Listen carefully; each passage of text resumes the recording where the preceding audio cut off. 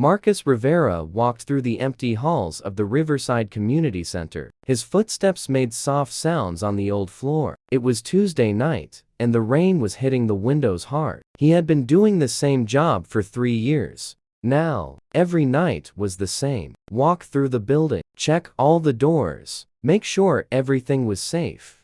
Marcus liked his job. It was quiet and peaceful. During the day, the community center was full of people. Children played in the gym. Old people came for their meetings. Teenagers hung out after school.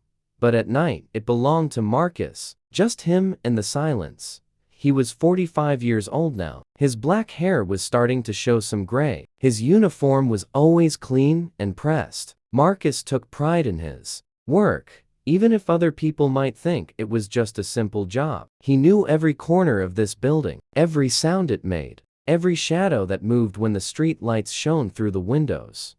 Tonight felt different somehow. Marcus could not say why, but something was not the same as always. He walked through the main hall where they held events and meetings. Usually, this room was empty except for rows of folding chairs stacked against the walls. But tonight, there was something new.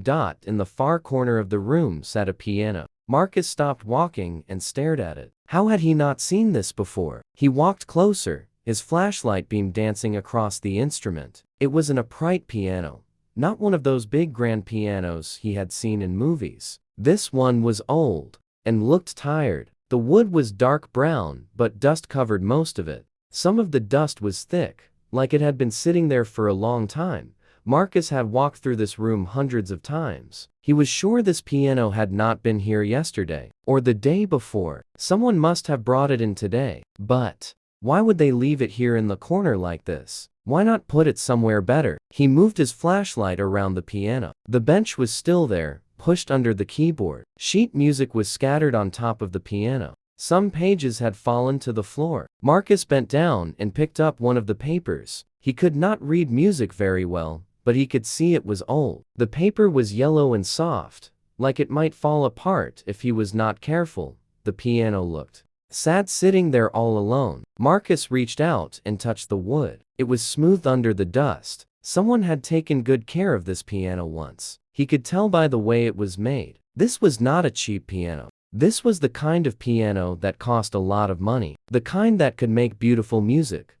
Marcus wondered who had played this piano. Had it been in someone's home? Did children learn their first songs on these keys? Did someone play it every day? Or did it sit quiet most of the time? There were so many questions, and the piano could not answer any of them. He walked around to look at the other side. There was a small metal plate near the top. Marcus cleaned off the dust with his sleeve. The words were hard to read in the flashlight beam, but he could make them out.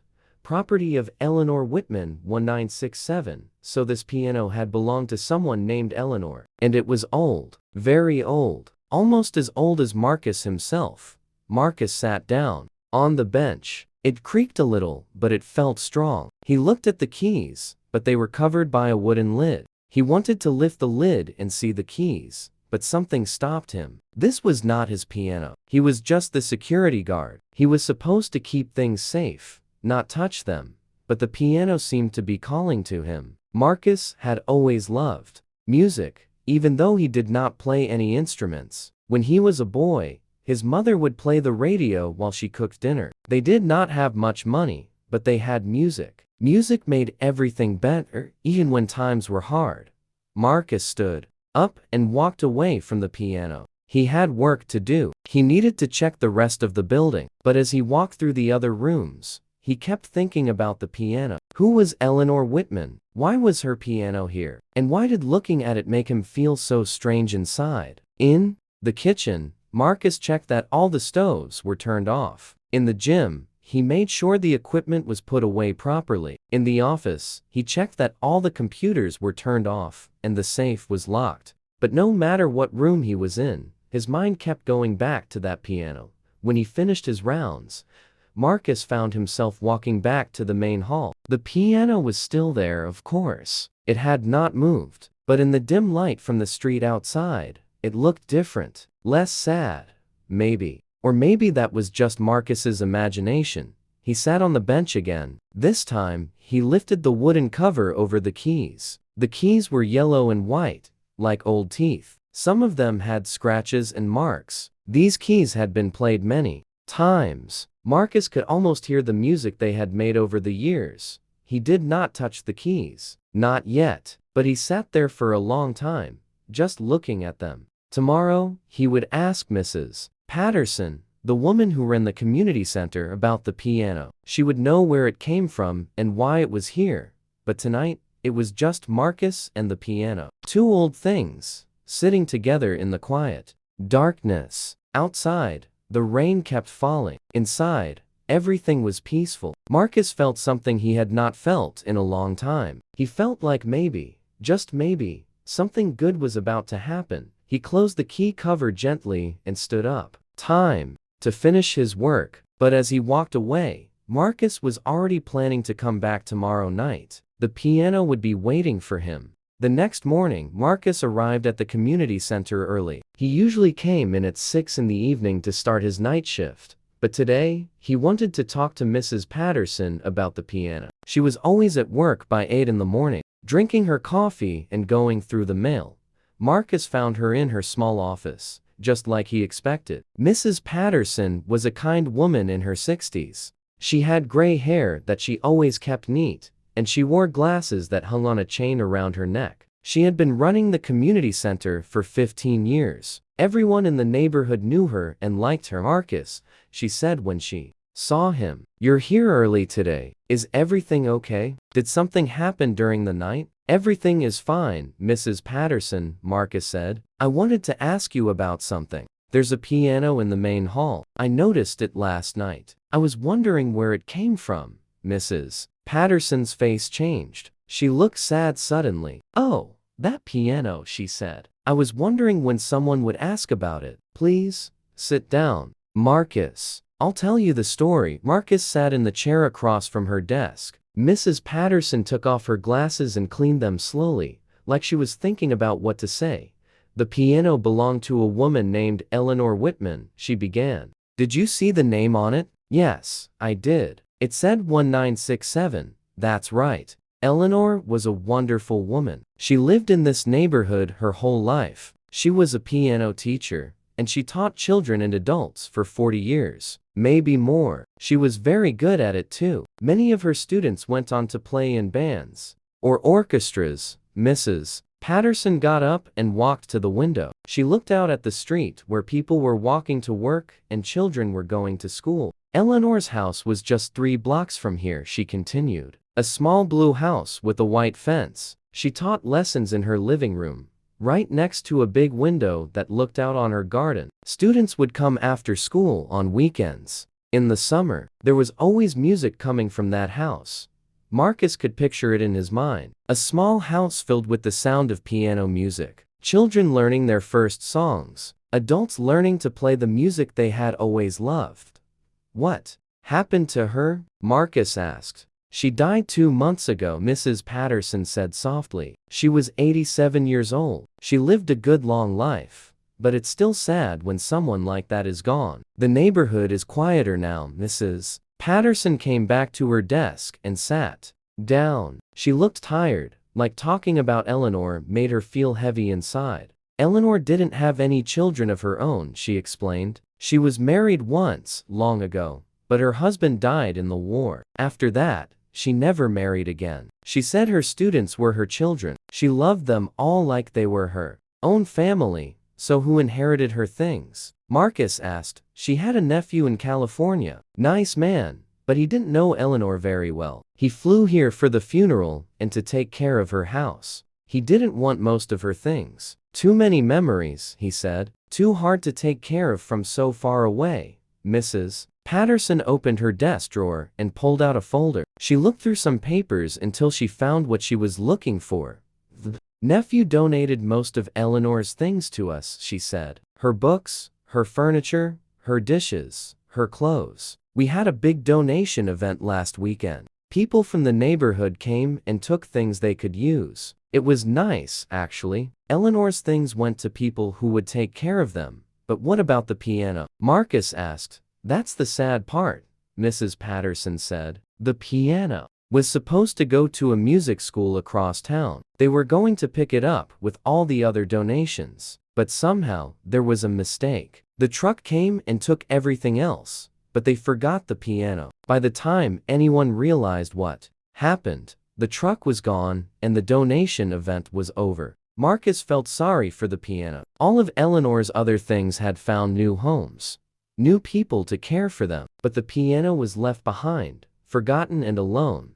I called the music school, Mrs. Patterson continued. They said they would come back for it, but they're very busy. It might be weeks before they can send another truck, maybe longer. So for now, the piano is just sitting there. Can I look at it more closely? Marcus asked. I mean, is it okay if I go near it? Of course, Mrs. Patterson said. Just be careful. It's old, and I don't want it to get damaged. Eleanor took very good care of that piano. She tuned it every 6 months and polished it every week. It was like her best friend.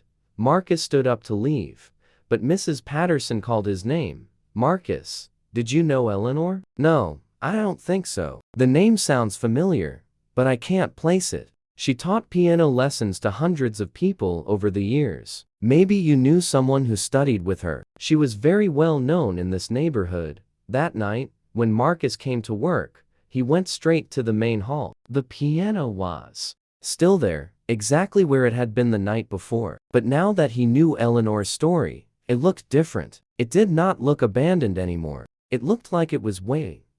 Marcus opened the piano bench and found sheet music inside. There were beginner books for children, with pictures of animals and simple songs. There were books of classical music by composers with names Marcus had heard but could not pronounce. There were jazz songs and Christmas carols and popular songs from many different years. Some of the music had writing on it in pencil. Marcus could see that Eleanor had made notes for her students. Practice this part slowly, one note said. Remember to keep your wrists up, said another. Beautiful playing, Sarah. Keep up the good work. There were also some pieces of music that looked like they had been written by hand. The notes were drawn carefully with a pen, and at the top of each page was Eleanor's name. She had written her own music, songs that no one else in the world had ever heard except for her, and maybe some of her students. Marcus spent a long time looking through all the music. He could not read most of it, but he could tell that Eleanor had loved these songs. Some of the pages were worn from being played so many times. Some had coffee stains or pencil marks where she had made changes. As he sat there surrounded by Eleanor's music, Marcus began to understand something. This piano was not just an instrument. It was full of memories. Every key had been pressed thousands of times. Every song had been played with love and care. Eleanor's hands had touched these keys almost every day for 40 years. Now, those hands were gone, but the piano remained. And somehow, Marcus felt like Eleanor would want her piano to make music again. Marcus stared at Eleanor's piano and felt something deep inside his chest. It was a feeling he had not had in many years, a feeling he had tried to forget. But sitting here, surrounded by sheet music and the smell of old wood,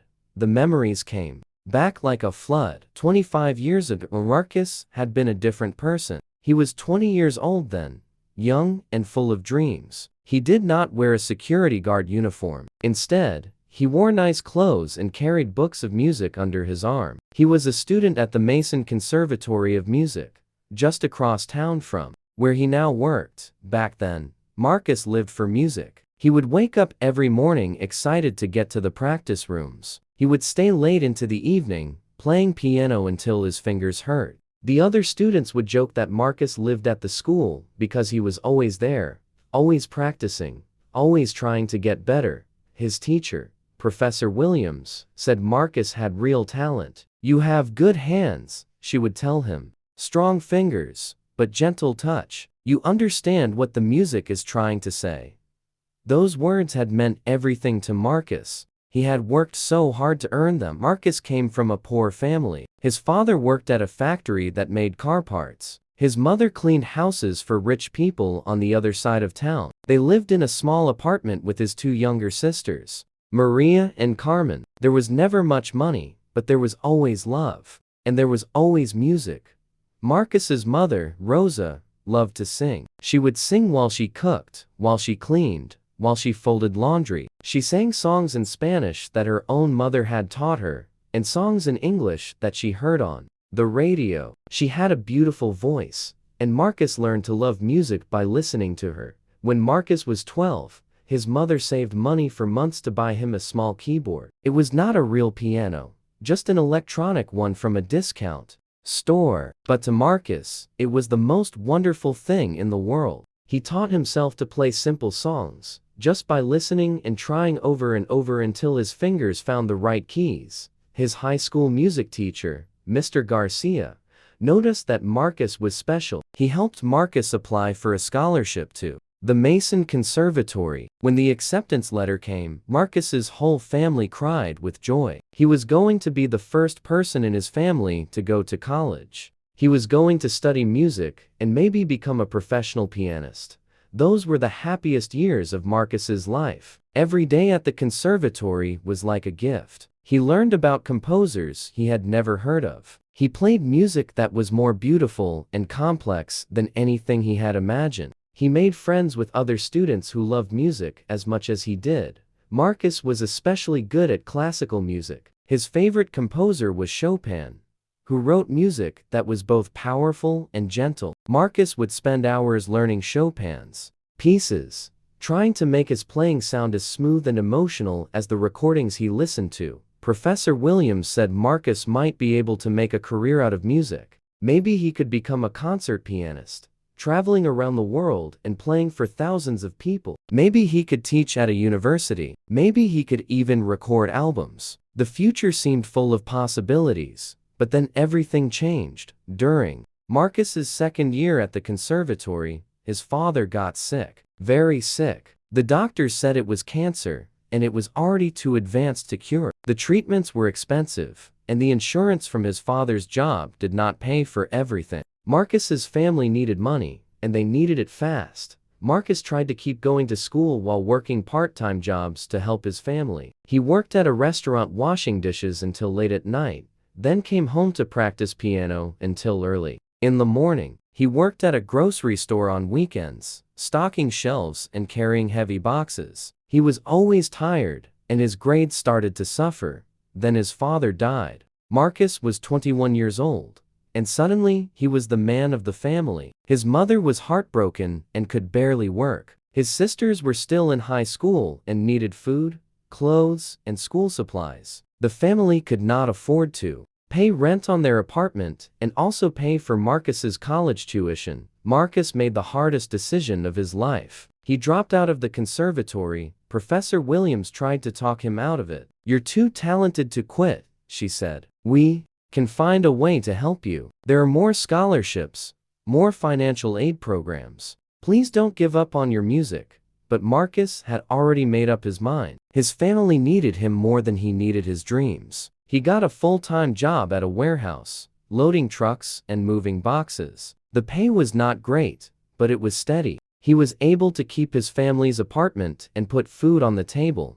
Years went by. Marcus's sisters graduated from high school. Maria became a nurse, and Carmen became a teacher. His mother found a better job, working at a hotel. Slowly, the family got back on their feet. But by then, Marcus was in his 30s. It seemed too late to go back to school and chase his old dreams. Marcus had not touched a piano in over 20 years. He told himself he did not miss it. He told himself he was happy with his life as it was. He had a good job as a security guard. He had helped his family when they needed him most. That was enough. But sitting here in front of Eleanor's piano, Marcus realized he had been lying to himself. He did miss music. He missed it every single day. He missed the feeling of his fingers moving across the keys. He missed the way a beautiful melody can make his heart feel full. He missed the person he used to be when he was young and believed anything was possible. Marcus looked at his hands. They were older now, with calluses from his work and small scars from accidents over the years, but they were still strong. His fingers were still long and flexible. Maybe, just maybe, they still remembered how to make music. He looked around the empty hall to make sure no one was watching. Then, very carefully, he lifted the cover over the piano keys. The keys looked back at him like old friends he had not seen in decades, black and white, waiting patiently for someone to bring them to life.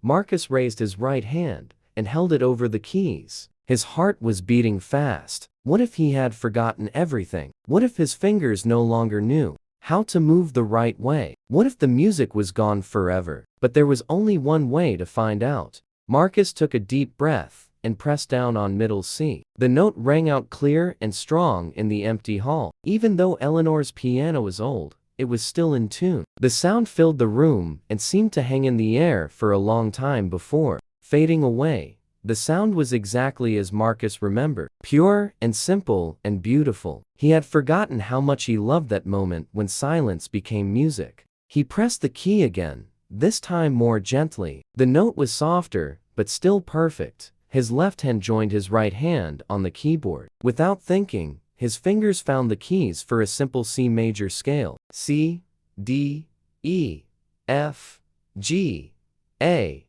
B, C. Up and down, up and down. It was the first thing every piano student learns, and Marcus had played it thousands of times when he was young. His fingers felt stiff at first. They did not move as smoothly as they used to, but as he played the scale over and over, his hands began to remember. The muscle memory was still there, buried under 20 years of not playing, but still there. Like riding a bicycle, Professor Williams used to say. Once you learn, your body never really forgets. Marcus tried playing scales in other keys. G major, F major, D major. His left hand played the low notes while his right hand played the high notes. The sounds blended together, in harmony, just like they were supposed to. Marcus felt a smile spread across his face. He had not realized how much he missed this feeling. After warming up with scales, Marcus tried to remember some of the simple pieces he had learned as a beginner. There was a song called Fr Elise by Beethoven. It was one of the first classical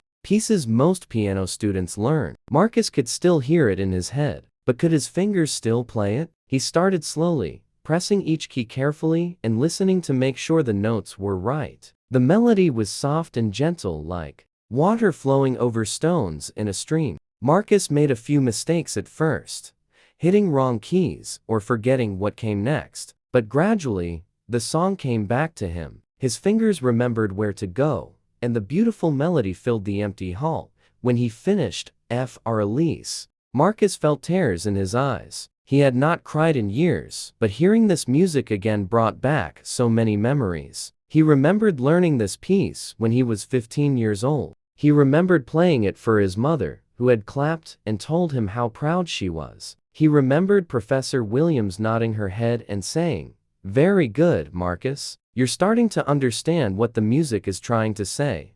Marcus wiped his eyes with his sleeve and tried to think of another piece to play. There was a song called Moonlight Sonata, also by Beethoven. This one was more difficult, and Marcus was not sure he could remember all of it, but he decided to try. The first notes of Moonlight Sonata are slow and mysterious, like someone walking alone at night. Marcus played them as softly as he could, barely touching the keys. The piano responded perfectly, giving him exactly the sound he wanted. As the piece continued, it became more complex. His left hand played a steady rhythm, while his right hand played the melody above it.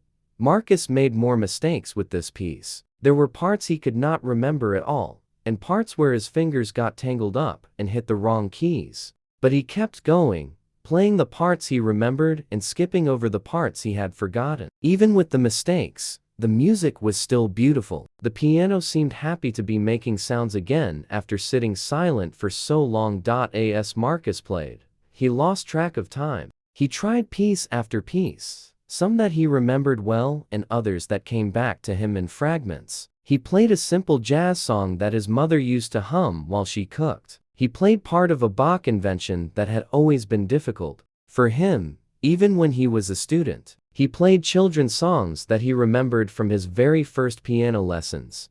Each piece brought back memories. Marcus remembered his first recital, when he was so nervous his hands shook, and he forgot the middle of his song. He remembered practicing for hours in the conservatory's practice rooms, trying to perfect a difficult passage. He remembered the day Professor Williams told him he had been accepted to play in the school's advanced ensemble, but most of all, Marcus remembered why he had fallen in love with music in the first place. It was not just about the technical skill of moving his fingers correctly. It was about the feeling that came from making something beautiful. It was about taking notes on a page and turning them into something that could make people happy or sad or hopeful or peaceful. Music was a language that everyone could understand, even if they did not know how to read the notes or play an instrument. When Marcus played a happy song, it made him feel happy. When he played a sad song, it helped him feel his sadness instead of pushing it away. Music was honest in a way that words sometimes were not. As the night went on,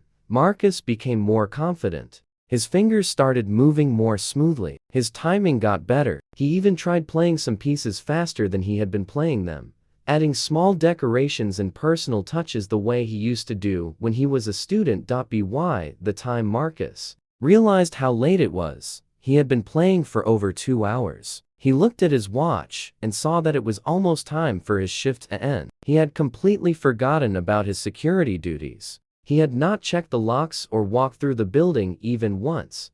Marcus quickly put the cover back over the piano keys and gathered up the sheet music that had fallen to the floor. He felt guilty about not doing his job properly, but he also felt something else. He felt alive in a way he had not felt in years. As he did his final walk through the building, checking doors and turning off lights, Marcus could not stop thinking about the piano. His fingers still tingled from playing. Melodies were running through his head, songs he had not thought about in decades, but that were now as clear as if he had just learned them yesterday. Marcus realized that tonight had changed something inside him. For 20 years, he had been Marcus the security guard, Marcus the responsible son and brother, Marcus the man who had given up his dreams to take care of his family. Those things were still true, and he was still proud of them, but tonight, for the first time in 20 years, he had also been Marcus the musician, and that felt like coming home. When Marcus got home to his small apartment that morning, he did not go straight to bed like he usually did. Instead, he sat at his kitchen table with a cup of coffee and thought about Eleanor's piano. He thought about the music that was still locked inside his fingers, waiting to be played. He thought about all the songs he had once known, and all the songs he still wanted to learn. Marcus made a decision. Tomorrow night, after he finished his security rounds, he would go back to the piano. And the night after that, and the night after that, Eleanor's piano deserved to make music again. And maybe, just maybe, Marcus deserved to make music again too. For 2 weeks, Marcus visited Eleanor's piano every night after finishing his security rounds. He would sit on the old bench, lift the key cover, and let his fingers remember how to make music. Each night, he felt a little more confident. Each night, the songs came back to him more easily. Marcus was careful to keep his piano playing secret. He made sure to do all his security work first, checking every door and window before allowing himself to sit at the piano. He played softly, hoping the sound would not carry beyond the main hall. He did not want anyone to know what he was doing, especially Mrs. Patterson. What if she thought he was not taking his job seriously? What if she thought he was being disrespectful to Eleanor's memory? On this particular Thursday night, Marcus decided to try something more challenging. He had found a book of Chopin pieces among Eleanor's sheet music, and he wanted to attempt one of his old favorites. It was called Clair de Lune, which means moonlight in French, though it was actually written by a composer named Debussy, not Chopin. Marcus had mixed up the composers, but the piece was still one of the most beautiful he had ever learned. Clair de Lune was gentle and dreamy, like floating on a calm lake under the stars. The melody moved slowly, with notes that seemed to flow into each other like water. When Marcus was a student, this piece had taken him months to learn properly. The timing was tricky, and the left hand had to play a complex accompaniment while the right hand carried the melody. Marcus placed his hands on the keys and began to play. The opening notes were soft and mysterious. He closed his eyes and let the music carry him away. In his mind, he was not a 45-year-old security guard in a community center. He was 20 years old again, sitting in a practice room at The conservatory, discovering the magic of this beautiful piece for the first time. As he played, Marcus felt the stress of his daily life melting away. He forgot about the bills he needed to pay and the small problems at work. He forgot about getting older and feeling tired. There was only the music and the feeling of his fingers dancing across the keys. This was what he had been missing for 20 years. This was the part of himself he had lost when he gave up his dreams.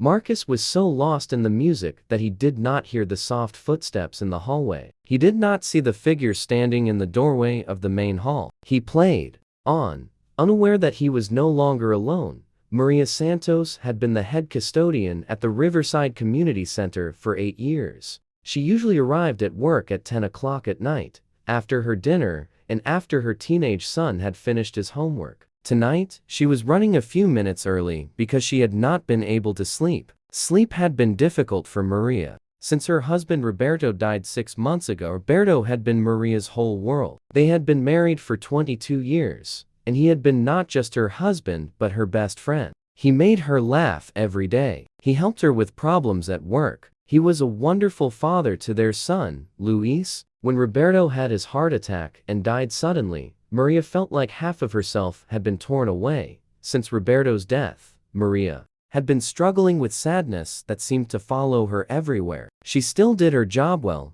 but nothing felt the same. Food did not taste as good. Television shows were not interesting. Even spending time with Luis, who she loved more than anything, felt difficult because Roberto was not there to share those moments. Maria's doctor had given her medicine for depression, but it only helped a little. Her friends told her that time would make the pain easier, but 6 months had passed, and she still felt lost. She went to church every Sunday and prayed for Roberto's soul, but she also prayed for herself. She prayed that someday she would feel happy again, or at least peaceful. As Maria approached the main hall, she heard something that made her stop walking. It was music, piano music. Soft and beautiful and sad in a way that seemed to match exactly how she felt inside. She had never heard music like this in the community center before. Who could be playing? Maria moved quietly to the doorway and looked into the hall. She saw Marcus, the night security guard,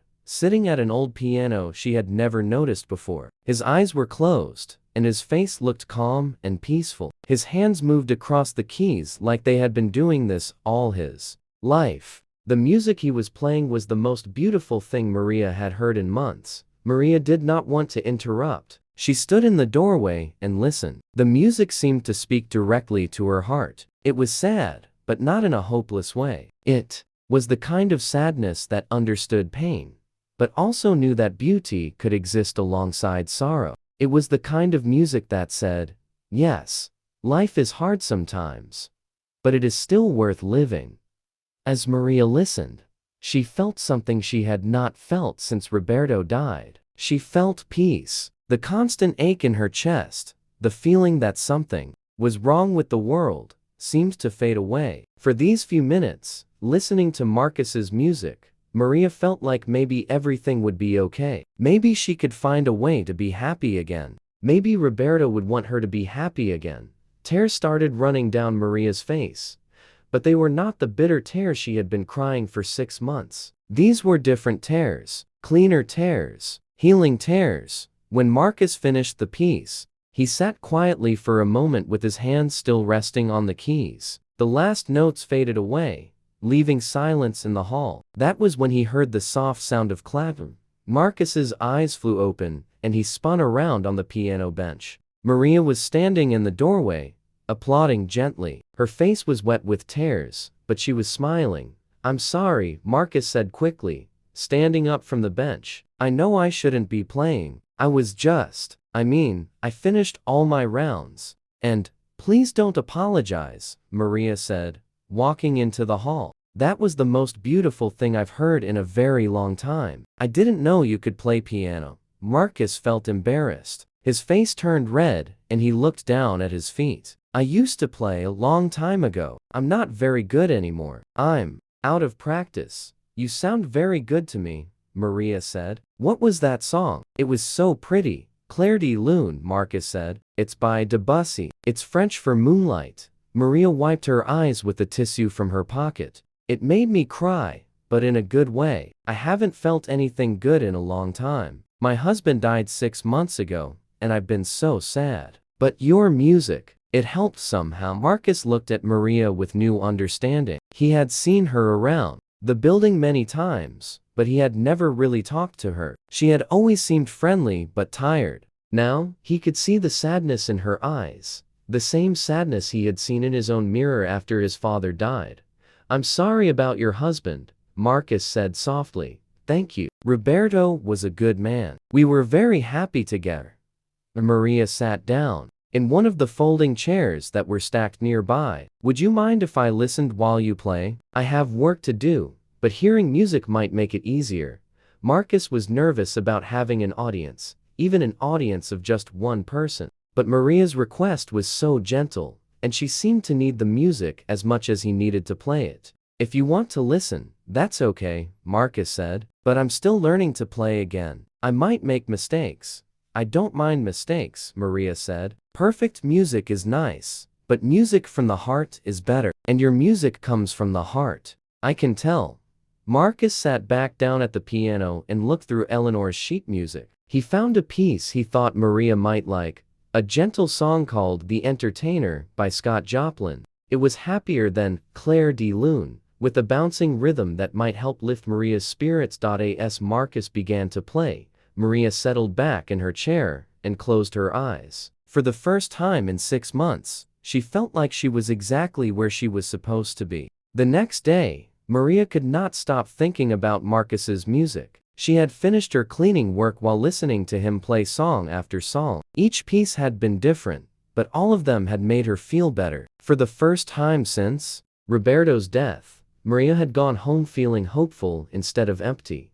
Maria wanted to tell someone about what she had heard, but she was not sure if Marcus would want her to. Maybe he liked keeping his music private. Maybe he would be embarrassed if other people knew. But the music had been so beautiful, and Maria thought it might help other people the way it had helped her. At lunchtime, Maria sat in the community center's small kitchen with 2 of her co-workers. There was Janet, who cleaned the offices during the day, and Carlos, who took care of the building's maintenance. They were both Maria's friends, and she trusted them to keep a secret if she asked them to.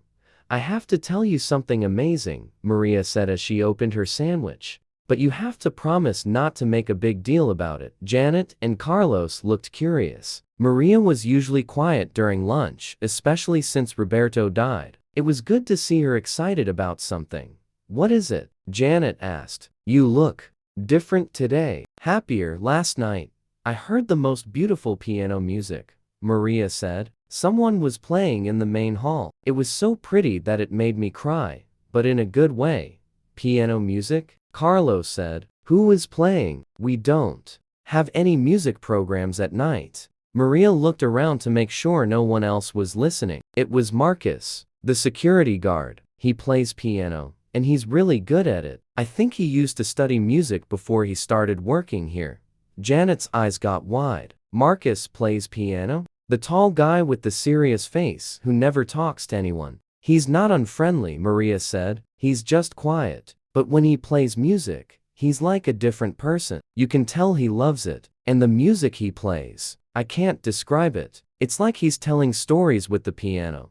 Carlos shook his head in amazement. I've worked here for 10 years, and I never knew Marcus could play anything. Where did the piano come from? I think it belonged to that old lady who used to teach piano lessons, Maria said. Mrs. Patterson told me they donated her things to the center after she died. The piano must have been part of the donation. Eleanor Whitman, Janet said. I knew her a little bit. My daughter took piano lessons from her when she was young. Eleanor was a sweet lady. She would have been happy to know her piano is being played again. Maria finished her sandwich and looked at her 2 friends. I was thinking, she said slowly, maybe we could arrive at work a few minutes early tonight, just to listen. Marcus plays after he finishes his security rounds, around 11 o'clock. The music really helped me feel better, and I thought maybe it might help you too. Janet and Carlos looked at each other. They both knew how sad Maria had been since Roberto died. If music was helping her heal, they wanted to support that.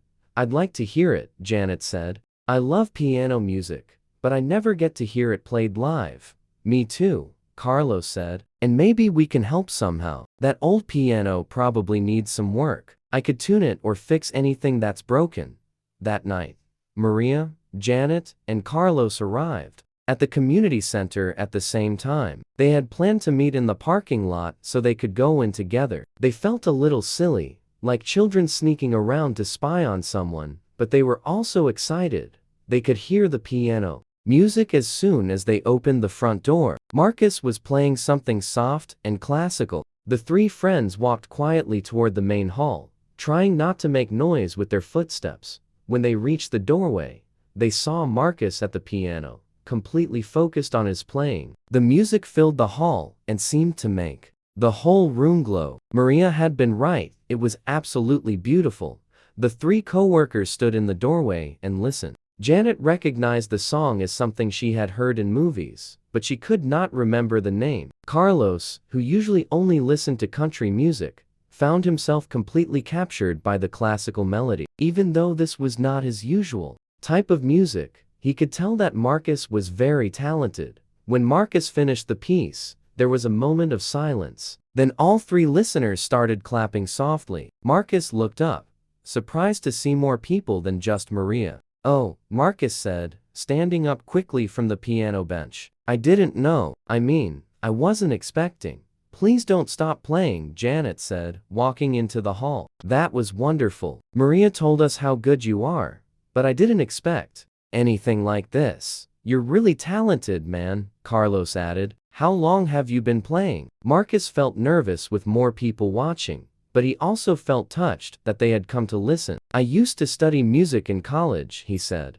"but that was a long time ago. I'm just playing for fun now." "Well, you should play for people more often," Janet said. "Music like this should be shared."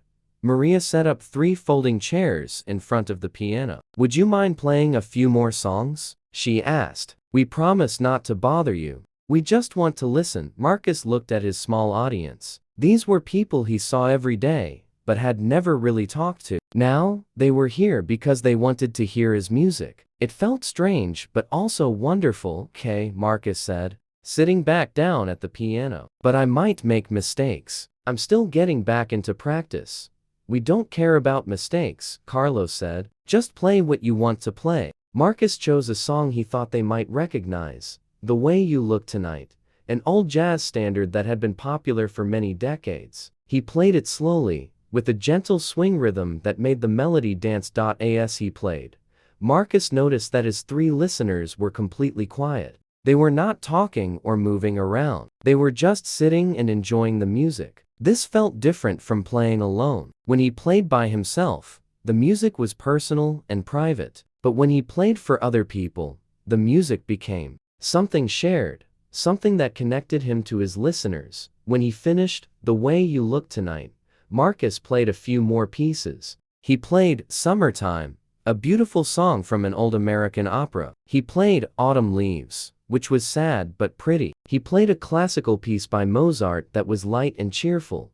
Each song seemed to affect his listeners in different ways. Janet smiled during the happy songs and looked thoughtful during the sad ones. Carlos tapped his foot during the jazz pieces and sat very still during the classical music. Maria closed her eyes during most of the songs, and Marcus could see that the music was helping her find the same peace she had found the night before.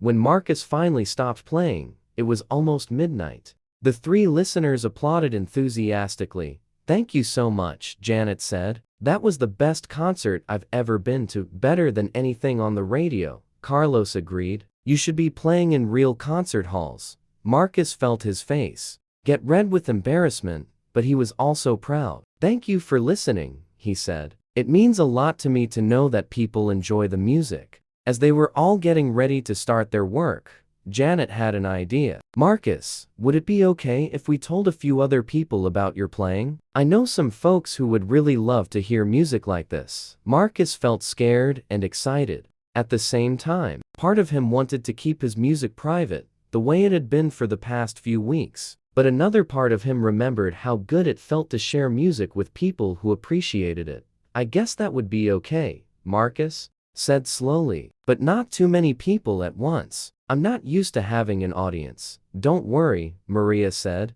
We'll only tell people who we know will be respectful. People who need music in their lives. As Marcus watched his 3 new friends go off to start their work, he realized that something important had changed. His music was no longer just for him. It was becoming something that could help other people just like it was helping him. And that felt like the beginning of something wonderful. Word about Marcus's piano playing spread slowly and carefully through the community center. Maria, Janet, and Carlos were true to their promise. They only told people they trusted.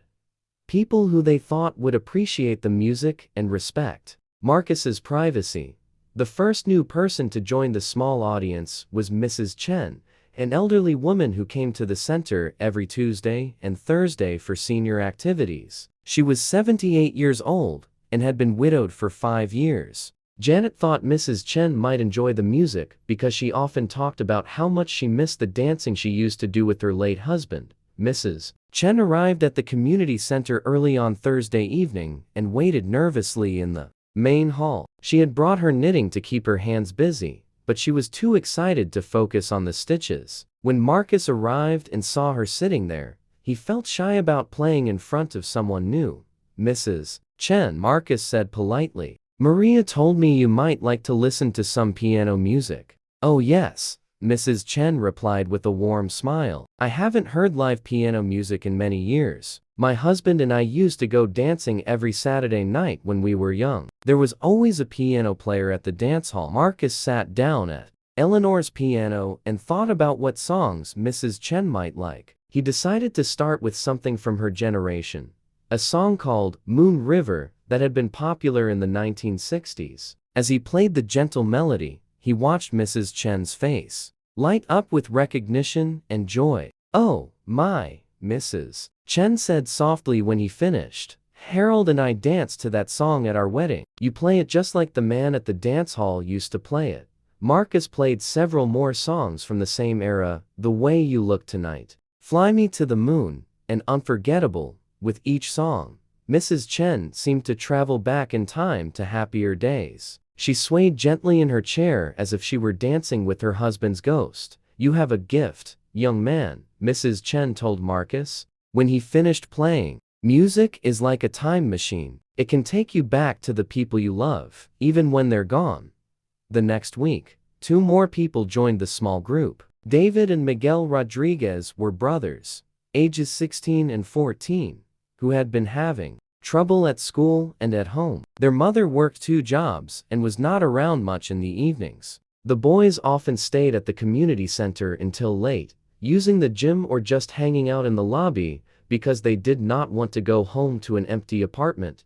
Carlos, the maintenance worker, had noticed that David and Miguel seemed angry most of the time. They got into fights with other kids and were disrespectful to the center staff. But Carlos thought maybe music could help them the same way it was helping Maria deal with her sadness. When the brothers first came to listen to Marcus play, they sat in the back of the hall and looked skeptical. This was not the kind of music they usually listened to. They were used to rap music and hip-hop, music with strong beats and lyrics about life in the city.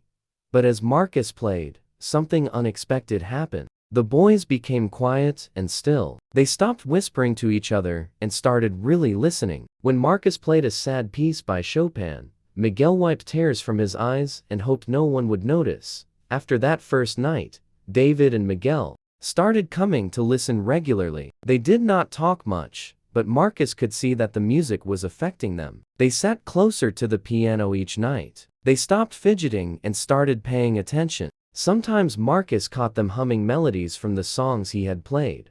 One evening, David surprised everyone by asking Marcus a question. Could you teach me to play something simple? He asked. I've never played piano before, but I'd like to try. Marcus was touched by the request. He remembered being David's age and wanting to learn music so badly. Of course, Marcus said. Come sit on the bench with me. Marcus taught David how to find middle C and how to play a simple scale. David's fingers were clumsy at first, but he was determined to learn. Miguel watched his older brother with interest, and soon he was asking for lessons too. Music helped me when I was your age, Marcus told the brothers. When life felt hard, I could always count on music to make me feel better. Maybe it can help you too. As the weeks passed, more people began joining the evening concerts. There was Mr. Johnson, a retired teacher who had always loved classical music, but could not afford to go to professional concerts. There was Sarah, a young mother who brought her baby, and found that the gentle piano music helped the child fall asleep. There was Tom, a veteran who had trouble sleeping, and discovered that listening to Marcus play helped calm his anxiety.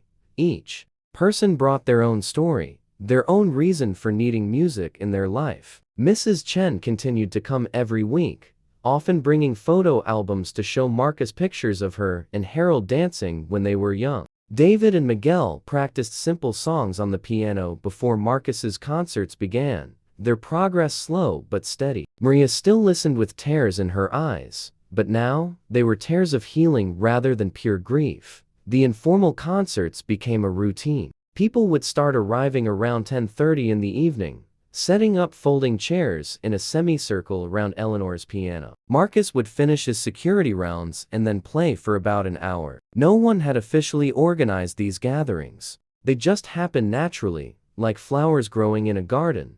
Marcus found that playing for his small audience was different from playing alone. When he played by himself, the music was personal and introspective. But when he played for other people, he had to think about what they needed to hear. Mrs. Chen loved the old standards that reminded her of dancing with Harold. David and Miguel preferred pieces with stronger rhythms that sounded more modern. Sarah liked lullabies that would help her baby sleep. Marcus started choosing his songs more carefully, thinking about who was in his audience each night and what kind of music might help them. He learned to read the faces in front of him, to see when someone needed a happy song to lift their spirits or a sad song to help them process their emotions. The piano itself seemed to respond to being played regularly. Carlos had tuned it and made some small repairs, but more than that, the instrument seemed to come alive again. The keys felt more responsive under Marcus's fingers. The sound was richer and more resonant. It was as if Eleanor's piano was grateful to be making music again after sitting silent for so long. One evening, as Marcus played a gentle piece by Debussy, he looked out at his small audience and felt overwhelmed with gratitude. There was Mrs. Chen, eating quietly while humming along with the melody. There were David and Miguel, sitting still and focused, absorbing every note. There was Maria, looking more peaceful than she had in months. There were 8 or 9 other people each, finding their own meaning in the music. Marcus realized that these evening concerts had become the most important part of his life. During the day, he was still just a security guard working a job to pay his bills. But at night, he was a musician again. He was sharing the gift that had been hidden inside him for 20 years. He was helping people heal, the same way music had helped him heal from his own losses and disappointments. When Marcus finished playing that night, Mrs. Chen stood up and started clapping. Soon, everyone was applauding, not just for the music, but for the sense of community that had grown around Eleanor's piano. These people had been strangers before, but now they were connected by something beautiful and powerful.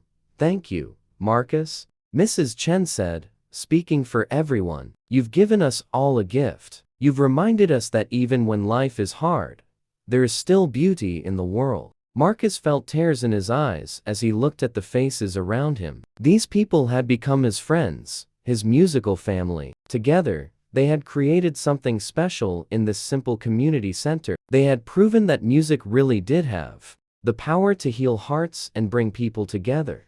And Eleanor's piano, silent for so many months, was finally home again. 3 months after Marcus first touched Eleanor's piano, Mrs. Patterson received a phone call that would change everything. The caller was Jennifer Walsh, a reporter from the neighborhood newspaper. Someone had told her about the evening piano concerts at the community center, and she wanted to write a story about them. "I understand you have a security guard who plays piano for people in the evenings," Jennifer said. "My neighbor, Mrs. Chen, told me about it. She says it's the most beautiful thing she's ever experienced." Mrs. Patterson was surprised. She had heard rumors about Marcus playing piano, but she had not realized how many people were involved or how meaningful the concerts had become. "I think you should talk to Marcus directly," she told the reporter, "but please be respectful. He's a very private person, and I don't want him to feel uncomfortable."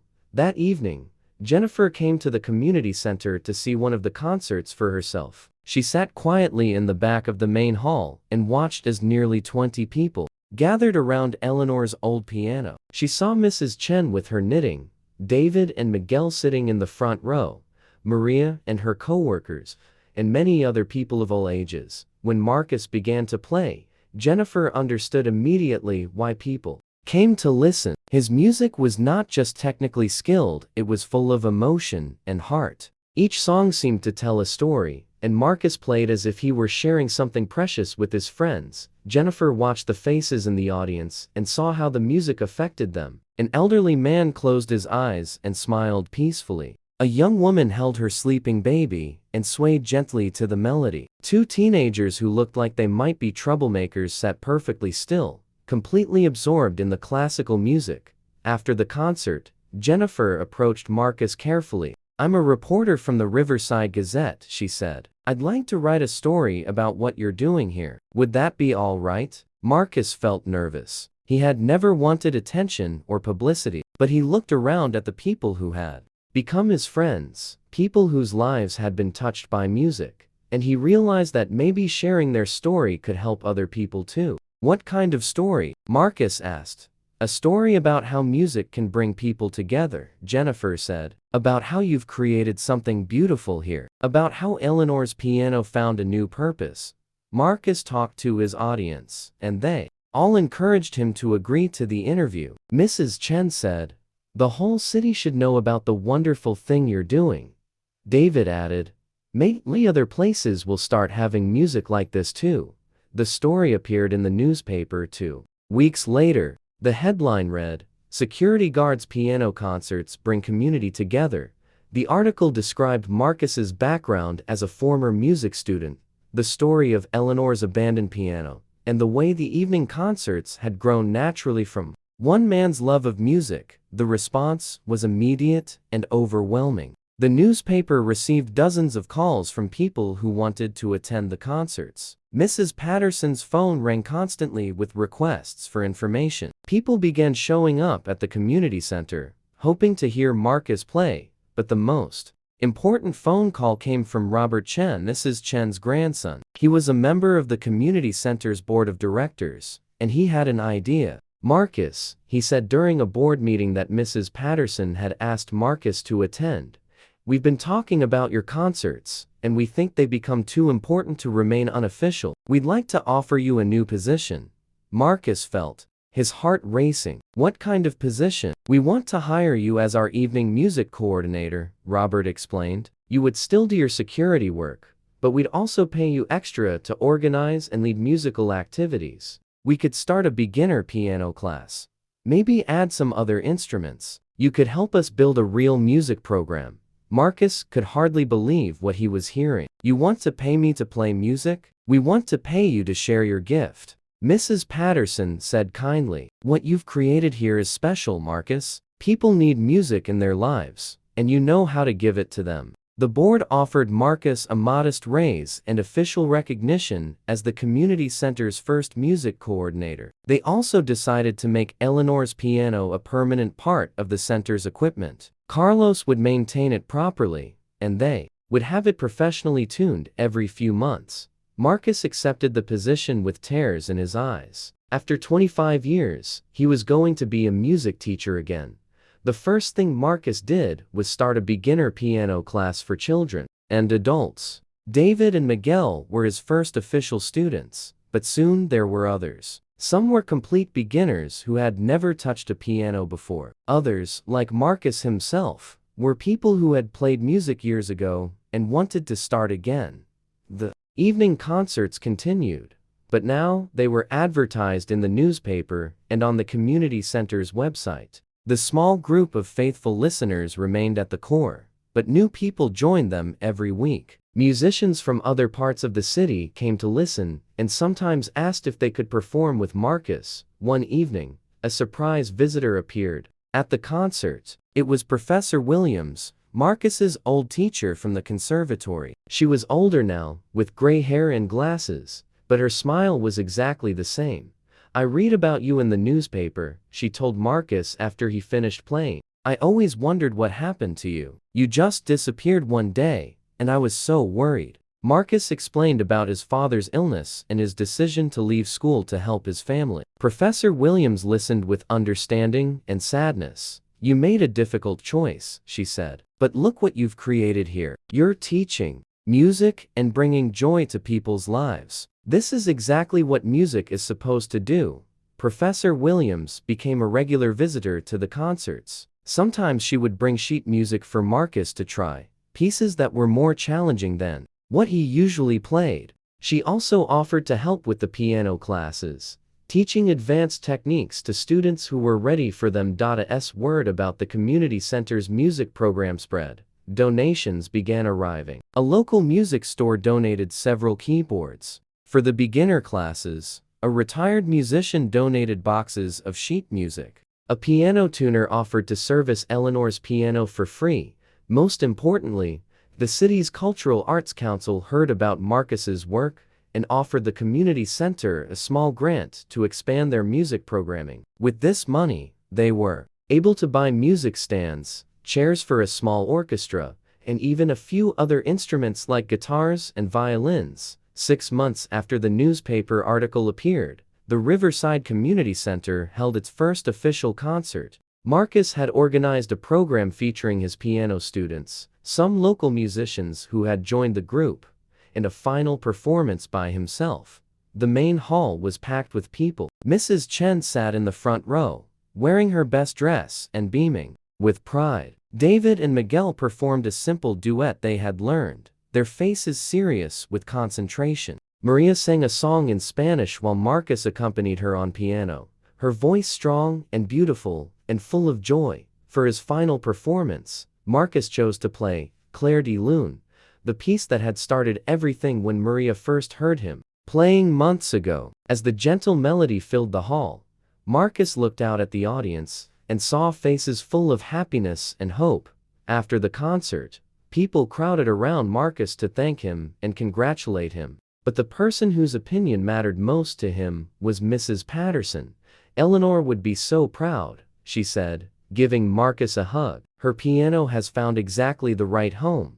As Marcus walked through the community center that night, doing his security rounds one more time, he thought about how much his life had changed. He was still the same person who had given up his dreams 25 years ago to help his family. But now, he understood that sometimes when you let go of one dream, it gives you a different dream, one that might be even better than what you originally planned.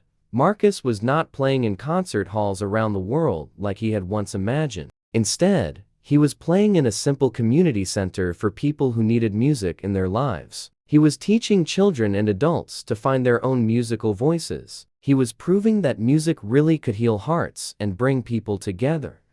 Eleanor's piano sat quietly in the corner of the main hall, its wood polished and its keys gleaming. Tomorrow night, Marcus would sit on the familiar bench and make music again. There would be new students to teach, new songs to learn, and new friends to make. For the first time in 25 years, Marcus Rivera was exactly where he belonged. He was home.